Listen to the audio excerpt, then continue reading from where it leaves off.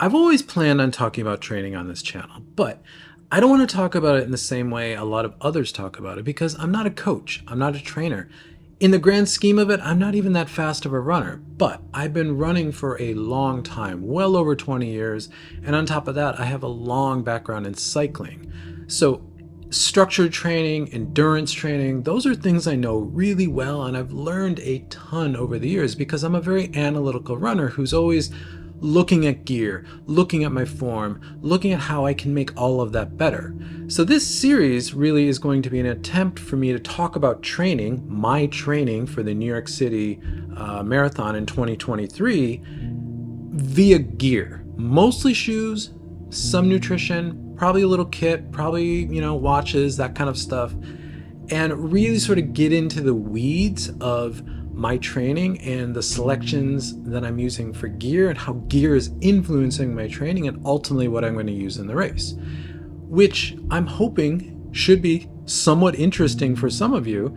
And it also allows me to really, really get in the weeds of running shoe nerdery. So this is going to be a level of running shoe nerdery that isn't really useful in a review, isn't really part of a product analysis video, but for how I look at gear, how I look at training, what I'm trying to accomplish, we're going to get really into the weeds on this one. Hopefully that's going to be interesting for at least a few of you out there.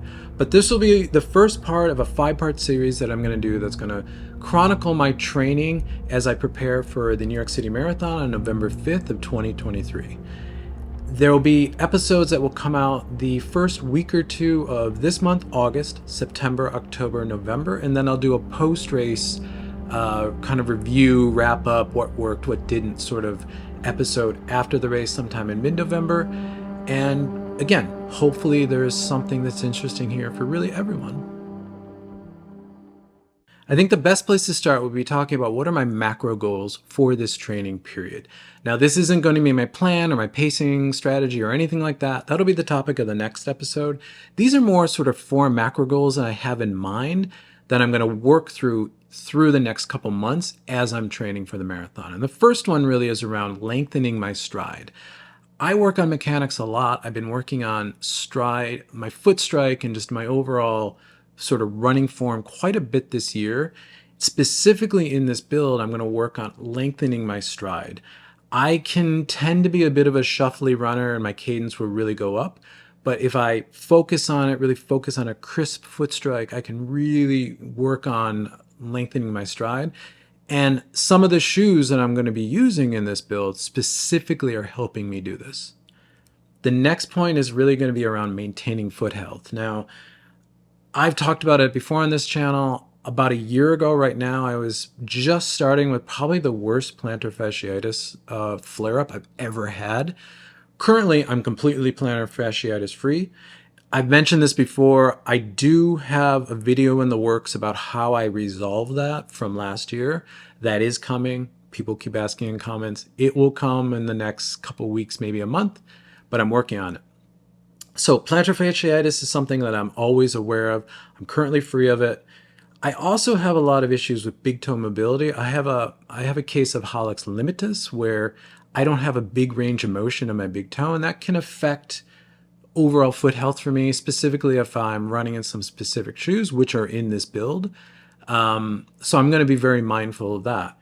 My feet are very prone to blistering, like crazy prone to blistering, especially when it's hot and humid, which is essentially where I live, Taipei, Taiwan, where it's, mid to, low to mid 30s Celsius, which is, upper 80s, low 90s, all of the time and extremely humid. Blisters are always an issue for me. But again, so far this year, I've been pretty free of blistering, so that's good. And I think that comes down a lot to the shoes I'm running in. And then toenail trauma and like ingrown toenails, I'm also very prone to that stuff. And it's something that I'm very much focused on not getting in this build, which again gets into some of the gear I'm choosing. So we'll get into the weeds of this stuff with the gear. The next one is maximizing recovery. So this is like about sleep, hydration, mobility training and yoga, and overall meditation.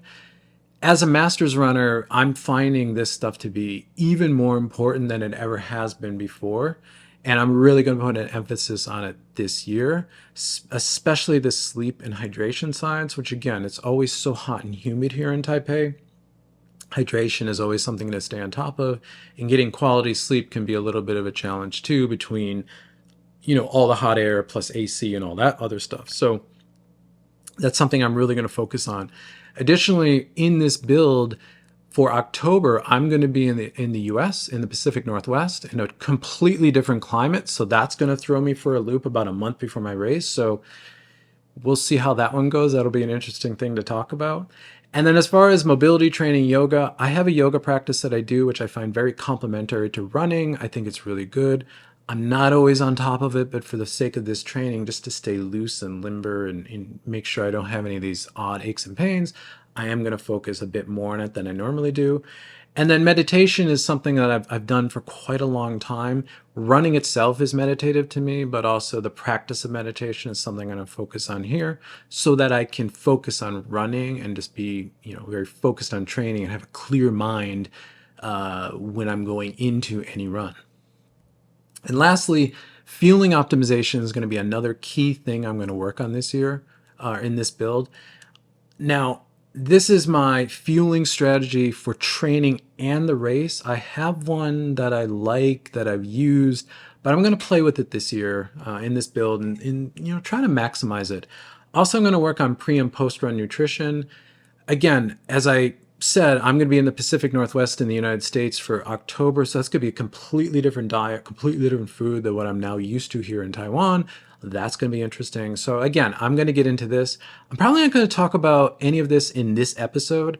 This is really going to be the subject of probably the third episode. So if you're interested in that, stick around. You'll see that stuff eventually pop up. But for the sake of this video, we're going to get really into the weeds of shoes, because I think that's why most of you are here. So if you watched my previous video around just how to build a general marathon rotation, I covered 6 builds in there from Nike, Adidas, and Asics. And of those 6 builds, there's 3 that I have been running in this year or are carrying into this build. And they're as follows. From my previous video, they're what I was calling Nike Direct, Adidas Direct, and then Asics Bounce. Now, the best place to start here, I think, is Adidas, because the short of it is I'm not using anything Adidas in this build for a few reasons. The first one is I actually really do like the Adios Pro 3, but the upper on that shoe is so bad that it's just something I cannot sustain running in. And again, with the focus on trying to maintain foot health, the Adios Pro 3 just completely destroys my foot. But I do really like running in that shoe because I love the midsole. I actually really like the outsole on that. But the feel of that shoe, especially for tempo running, is something I really like. But I think I've found an alternative to that, and I'll get into that a bit more later in this video. Additionally, the Adios 8, I actually really love that shoe. It's one of my shoes of the year contenders. But the other big problem that I'm running into with Adidas shoes in general is that their upper materials, the cellar mesh or the mesh-like material that they use, has no give to it. And even in an upper that fits me really well, that I think is a very good upper, like in the Adios 8, it still can affect my foot, especially with lace bite, blistering on the top of my foot, and then toe and toenail issues. All stuff that I said I'm going to try to stay on top of and maintain and not let snowball out of control in this build. And Adidas shoes just destroy my feet because of the material of the uppers and the uppers themselves, specifically in the Adios Pro 3.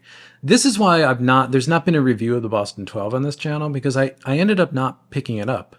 About a month and a half ago, I realized that I'm not going to be using anything Adidas in this build, and I didn't pick it up. It's not to say that I'm not going to. I may come back to it after the race, sometime in November or December. I may cover it then. I don't know. The other shoe that I have mentioned that I was curious about was the Prime X2 Strung. I have said in some comments and in another video that I'm kind of interested in that shoe. However, based on what's actually launching and the changes that are made in that shoe from what Adidas previewed back in July, I'm no longer really interested in running in that shoe. Therefore, I'm not going to pick it up and I'm not going to do an actual review of it, because the Prime X is something I'm never going to run in anyway. It's something I'm never going to use in this rotation. So spending, $300 US to run 20 or 30K in a shoe and that's it is probably, it's not something I'm going to do. That being said, I am going to cover the Prime X2 Strung from a product analysis standpoint. So I will have a video coming out in the next 2 weeks that's going into the product details and some technical stuff about the Prime X2 Strung that I think has larger implications for the overall Adi Zero line over the next couple of years, which I think is actually quite interesting. So that video will be coming out soon, but that will probably be the last piece of Adidas content on this channel until at least mid to late November, possibly early December. So for you Adidas fans, I'm sorry, I'm not done with the brand. It's definitely going to be one of the core brands that I cover on this channel. It's just for this build, I'm not going to be using anything Adidas. So that brings us to these two rotations, which if you couldn't tell from the thumbnail already are essentially what I'm bringing into this rotation. Now, let me start with the Nike one because that one's kind of the most obvious for me because I've always been a Nike runner, and every race that I've done, except for the two that I did last year because of my plantar fasciitis that I raced in an Alpha Fly 2, every other race I've ever done, definitely since 2017, has been in a Vaporfly. And every one of those races, I primarily trained in a Pegasus. The combination of Vaporfly Peg just works. They're designed to work together. They have a very similar feel and geometry to them as far as how much foot contact there is and sort of how your foot moves in them. They just work together. And you've heard me talk about the Streak Fly in this channel and how much I love the Streak Fly, but I don't know if it's been very clear that I actually love the Vaporfly and the Pegasus more than the Streak Fly. They are just trusted shoes that I know work, that work well for me, and I absolutely adore. And in this rotation, racing and training in a Vaporfly, again, I've done that forever. I know it's going to work for me. Doing all the easy and long runs in a Peg or combining a Peg with a Vaporfly totally works for me as well. And then to have the Streak Fly here for some of those shorter, harder workouts, and or you've heard me describe the Streak Fly as an invincible light on this channel a few times. If I want that bouncy, cushy, pure ZoomX experience, but I don't want the bulk and the weight of an Invincible 3, I can run in the Streak Fly and have that bounce in a much more nimble, more fun shoe to run in. So this Nike rotation I know works for me. And in fact, until about a month and a half ago, maybe 2 months ago, I was almost dead sure that I would be racing New York City in November in the Vaporfly 3. There was almost no question in my mind. But things have changed a little bit for me recently. And that's where these Asics shoes come in. Now, my journey into Asics has been a little rocky on this channel. I started with the Nova Blast 3, which initially I disliked intensely, but I came back to it and I ended up really liking it, though it did fail for me because mostly of FF Blast Plus being too squishy. I didn't love it as a daily trainer, but it did have some great runs in it, and it made sense to me. It's a shoe that I got to actually enjoy, but wasn't exactly right for me. That led me to the Magic Speed 3, which out of the gate I adored, and I was actually shocked that I adored it. It's been an amazing shoe for me, and I'm going to get into the weeds as to why. After the Magic Speed and how well that's done for me, I picked up a Metaspeed Sky Plus and again was blown away by what that shoe is allowing me to do. And then I complemented that with a Super Blast to sort of, again, understand how the Super Blast complements the Metaspeed Sky Plus. And again, completely blown away. And these three shoes have really changed my perception of possibly what shoe I'm going to be racing in, but also shoes I'm going to be training in, then maybe overall running in even after this training build. So let me break down where this stuff's coming from with Asics for me. Now, as I said, I have always run and raced in the Vaporfly, and there's two things about the Vaporfly that are unique and really what set the Vaporfly apart from everything else, even to this day. It's not only the ZoomX foam and the bounce and the resiliency of that foam, how soft it is, how much you sink into it, but it's also the plate that's in the Vaporfly. Specifically, if you look at the screen, you'll see the configuration of the plate. The Vaporfly plate is very special, and I talked a lot about this in my plates versus rods video. I'll put a link in the description about it. But essentially, Nike's plate, carbon fiber plate that sits high in the heel, dips in the midfoot, comes right down to the outsole, basically under the forefoot, and then goes back up into the toe spring, is, I think, part of the magic of the Vaporfly that no one else, no other running shoe has really matched yet. And it's not to say a lot of the other shoes are bad. They're not. They're great, actually, quite a few of them. But this Nike configuration of a soft, bouncy foam with this plate geometry is the real magic of the Vaporfly and really what kicked off the Super Shoe thing. And no one else has been able to match this because no one else has a super foam like ZoomX, but also Nike protects this plate configuration and this geometry of this plate with patents. So now no one else can actually go near this plate. Additionally, I think Nike's carbon fiber plates are also a little bit more flexible than a lot of other brands, especially Asics, which I think use very stiff carbon fiber plates. So I think that actually contributes to it quite a bit as well. So moving into the Metaspeed Edge. Now, a couple years ago, I went to an Asics demo event where, I went through the whole sort of sales thing and demo thing where they talked about the stride versus cadence running. And, they did the analysis. I ran in both the Edge and the Sky on a treadmill. They put me in the Edge, actually, because I am a bit more of a cadence runner, at least back then. And I didn't love it.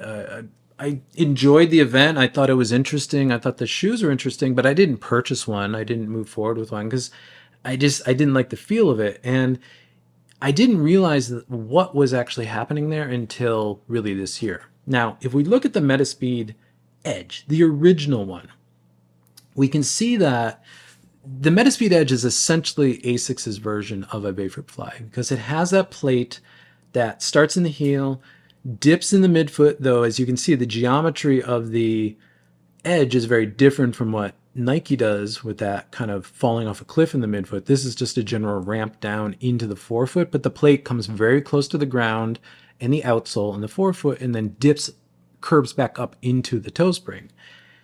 And I don't think this works well for Asics' technology in that their plates are too stiff and FF Turbo is also too firm of a foam. And that's why I didn't like this shoe, because this shoe was just too harsh. It didn't work. But the Magic Speed 3 has come out. And this essentially is a Metaspeed Edge. It's not exactly, and as you can see between these two images, it's not the same shoe. There are significant differences, but the plate configuration is essentially the same, where again, it starts in the heel, dips towards the forefoot, comes close to the ground or closer to the ground, and then curves back up into a toe spring. But the difference with the Magic Speed is that it's FF Blast Plus, which is Asics' training foam, but it's also a bouncier foam. So if we look at a matrix that I put together in another video in my Superfoam, Understanding Superfoams video, I'll put in a link in the description, I essentially put Nike on one end and Adidas Lightstrike Pro on the other. If ZoomX is your high resiliency, and resiliency is energy return, how much rebound the foam has, if ZoomX is high resiliency and very soft that you sink into, and Lightstrike Pro is same resiliency, but it's very firm. It's more like a spring, pushes you back. FF Turbo is somewhere, where I'm putting it. It's closer to Lightstrike Pro, but it doesn't have the resiliency of either one. But it is a firmer foam, whereas FF Blast Plus is definitely down here. It does not have the resiliency of a top-end super foam, of the racing super foams from either one of these brands. But it does have that bounce, and it does have that sort of softer feel. So when you put that configuration into the Magic Speed, it really works. The Magic Speed 3 is hands down the best Metaspeed Edge Asics has ever made. In fact, it's probably the best tempo trainer that's been made since the Zoomfly, the original Zoomfly. I'm going to do a follow-up video on the Magic Speed 3 because I've been running it a lot. I love it. I have a lot to talk about. That video will be coming out in the next couple of weeks. So stay tuned for that if you're interested. Another key thing that I actually have fallen in love with in the Magic Speed 3 over the past month and a half or so is also the emphasis on the toe rocker and toe spring. So if you look at the Metaspeed Edge, the original one, and then you look at the Magic Speed 3, you can see there's a much more significant toe spring in this, both the rocker and the spring. The toe spring is how much the top of the midsole where your toes actually rest curve up, which preloads your toes. That is working exceptionally well for me. Like I said, I have limited movement in my big toes, and that's just from years of snowboarding and skateboarding, which are just horrible on your feet. It's not that I don't have any mobility. I do have maybe 30 degrees of range of motion in my toes, but toe spring done right works well for me, and it works exceptionally well for me in the Magic Speed 3. The fact that it's working so well for me in Magic Speed 3 is what actually led me to want to try the Metaspeed Sky Plus. And there's a couple other things about the Metaspeed Sky Plus that I actually really like. So something that I love about the Adios Pro 3, and I've talked about this in my review, and the reason I love that midsole so much is that it sort of has this endless foam feeling. There is a ton of firm foam under your foot, especially under the ball of your foot, and it goes well up into the toe ramp as well. So it goes right up to the tip of the shoe where you toe off. And I really like that sensation, but again, I can't run in the Adios Pro 3. It destroys my feet too much. But I found it here in the Metaspeed Sky Plus, and I'm really liking that. So if you look at the lateral side, you can see all of that foam under the forefoot, and then you can see the foam carries up right off to the tip of the shoe where the big toe is. If you look at the medial side, you can see that even more directly. And if you compare that to the Adios Pro 3, you can see there's a similarity. There's quite a bit of foam under the forefoot. A lot of foam goes right up to the tip of the shoe where you toe off. The Adios Pro 3 probably has a little bit more, but the Metaspeed Sky definitely, has quite a bit, especially when you compare it to the Nike Vaporfly. Now, this is the medial side of the Vaporfly 3. Like I said, my feet are very prone to blistering and toenail issues, ingrown toenails, black toenails, all of that sort of stuff. And one of the problems I've had over the years of doing a lot of training in a Vaporfly, because the Vaporfly specifically goes very narrow, there's very little foam right up to the toe off, and specifically I'm talking about this area. Nike shoes in general have very little foam in that area, so that there's actually a lot of feel, a lot of ground feel on toe off, which I think is what their athletes like. I actually like that too, but if I run too much in that, my toes will let me know. So I'm trying to avoid that. So my thinking of looking for a shoe that I can train in that will avoid a lot of the toe issues, but also has some of the feel of the Adios Pro 3 is really what led me to the Metaspeed Sky.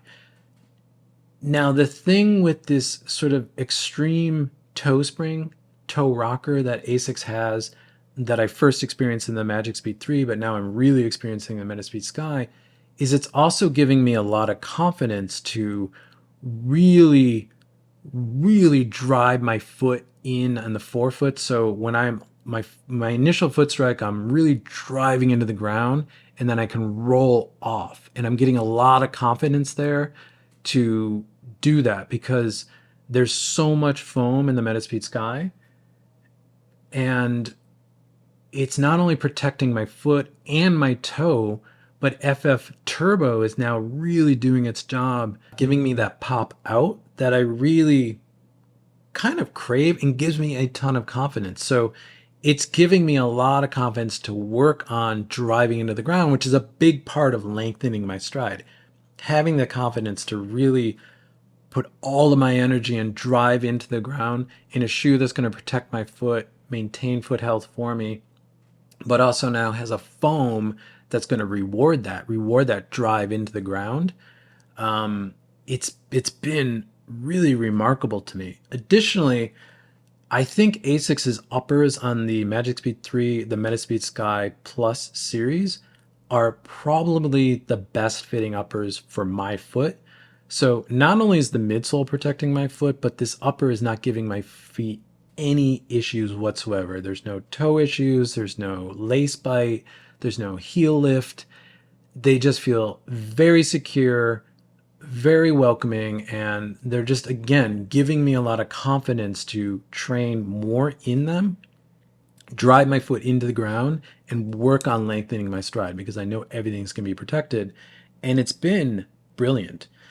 Specifically, another thing about the Metaspeed Sky Plus that I have come to really adore is the plate configuration. So this is a very different plate configuration than I typically would ever go for. This is that plate configuration. It's very close to the foot, and then there's a big chunk of foam under it. So this is really leveraging Asics' foam technology, really leveraging FF Turbo in the best possible way because you're getting the stability and the support of the plate right under the foot, and that's allowing me, when I'm driving into the ground, to really load the FF Turbo, and I'm getting a great response of it, better than I ever did in the Adios Pro 3, and I loved that shoe, but this shoe just works for me so much better. In fact, this is a configuration very similar to the Alpha Fly. Now, I don't like the Alpha Fly because it's just too big, too bulky, but the other bigger issue for me is that it's just too mushy. This has a flatter or S-curve plate, very similar to what Asics is doing with the Metaspeed Sky Plus, but again, Zoom X and the AirPods, it's just much softer. So I saw benefit here, and a lot of people like the bounce of this, but it just didn't work for me. It just feels mushy. Whereas in the Sky Plus, this plate configuration with the sort of middle of the road resiliency of FF Turbo is really working for me exceptionally well. And then to complement that with the Super Blast, which, as you can see, is a very similar toe rocker. There's no plate in this, but again, it's FF Turbo smoothed out by FF Blast Plus with a very similar toe rocker. This shoe for longer running, easy running, pretty much everything else I don't want to run in a plated shoe for, which is the majority of the training. This shoe is giving me a ton of confidence to maintain that drive, to really push into the ground, let my stride sort of float, extending my stride a little bit. And I'm getting the benefit, again, of FF Turbo here. This shoe is also becoming exceptionally useful to me, and I'm really depending on for everything. And I'm actually finding a lot of good sort of benefit of swapping between the Super Blast and the Pegasus, because the Pegasus is sort of the anti-Super Blast. Much lower stack, much less rocker, much more traditional build over in the Peg. And those two shoes working together, the Super Blast and the Pegasus, really are allowing my foot to have a big range of training stimulus, which again, I've talked a lot about that on this channel, is super important. So I will be spending the majority of my time in August in the Metaspeed Sky Plus, the Magic Speed 3, and the Super Blast, because again, from a training perspective, they're allowing me to really work on that lengthening my stride and really having confidence and making sure I'm maintaining foot health. But also I'm finding a ton of benefit in training right now in FF Turbo.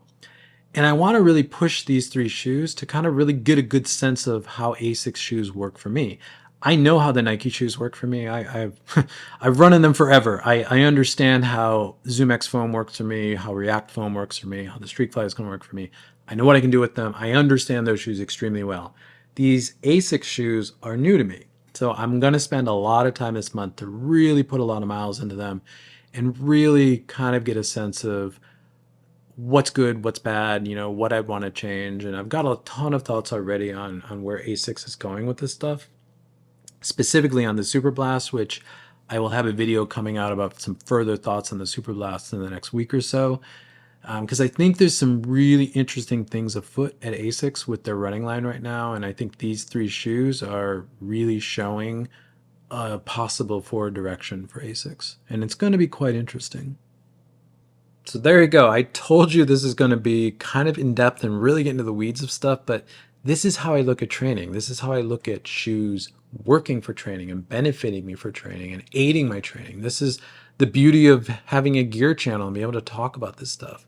So again, I hope that was interesting. There'll be more of that in this series. But overall, I'm excited about this build. It's something new. The Asics stuff's something new.